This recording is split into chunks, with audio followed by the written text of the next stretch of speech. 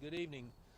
So just to kind of give you an update of where we are, this afternoon about a little bit after 4 o'clock p.m.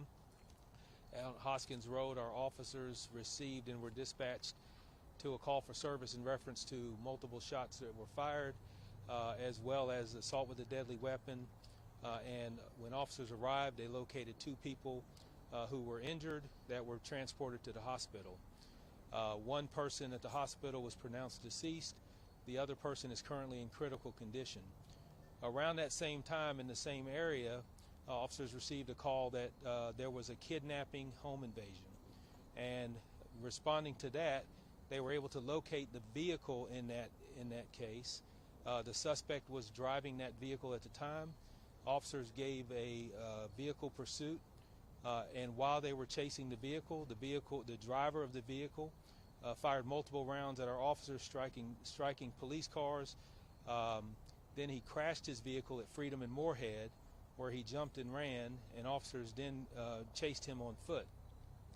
As they were chasing him on foot, he continued to fire rounds at our officers, and as he approached officers on Moorhead, pointed a firearm at those officers, and those officers then returned fire, striking the suspect. The suspect is deceased on the scene. The firearm that he was using is on the scene as well. All of our officers were fine. No officers were injured. There were 4 officers that were transported to the hospital just for precautionary measures. Also, the State Bureau of Investigation will be taking over the investigation of the officer-involved shooting, but the Charlotte-Mecklenburg Police Department will be conducting the investigation on the homicide, assault with a deadly weapon, and the kidnapping charge. So there's a lot of moving parts here, a lot of different crime scenes. There's probably more that's going to come out of all of this, but at this point, that's the preliminary information that we can give you. And I'll be happy to answer any questions that I can, but just know that it's still early, a lot of different scenes, and we're still piecing a lot of this together. Chief, first yes. off, good evening. Good evening. I want to just clarify, you said officers were fired upon in between the two scenes. Was it while they were driving, taking fire?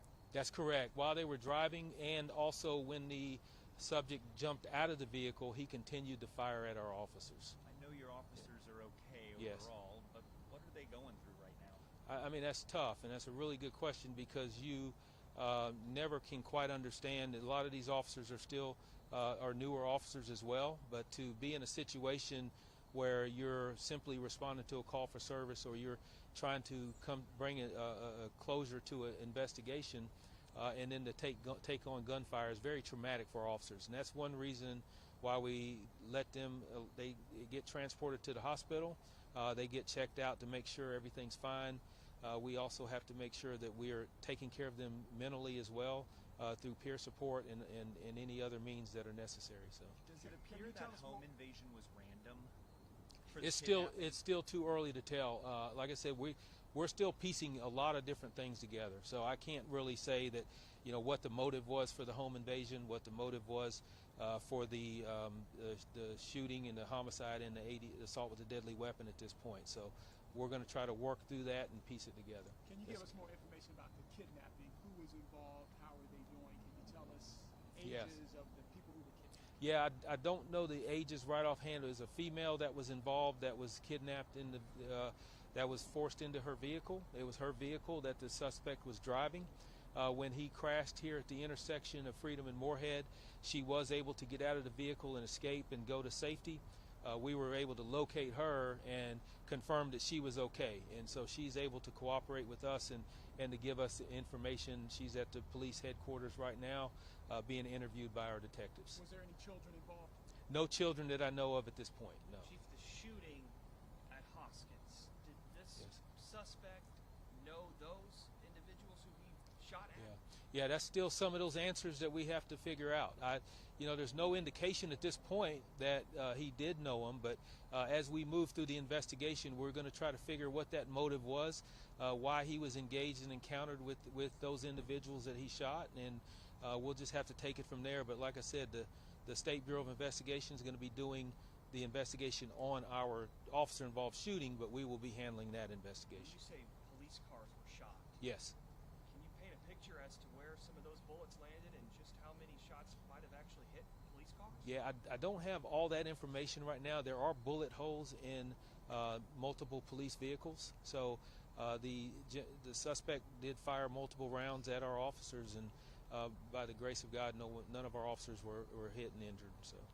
Can you tell us how many years of service these officers, in range of service that these officers involved? I can't right now. I'm going to leave. As soon as I leave here, I'm going to go to the hospital. I'm going to go and visit our officers and have a talk with them, make sure they're okay, and check in with them. So again, there's still a lot going on. I can tell you there were some officers that were in their training phase that were involved out here.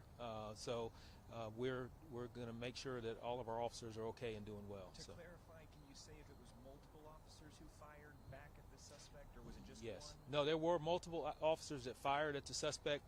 That's still being looked at and see exactly who fired how many rounds. So that's going to take a little bit to kind of get through all that, looking at the body-worn camera footage. I did have the opportunity to see some of the footage from our helicopter download, and just to be able to look at and see what we're dealing with and what we're dealing with right here. Can you just speak? This is just before rush hour that this happened. Yeah. And it's finished out here. It's not like you guys are searching for hours for a kidnapping suspect.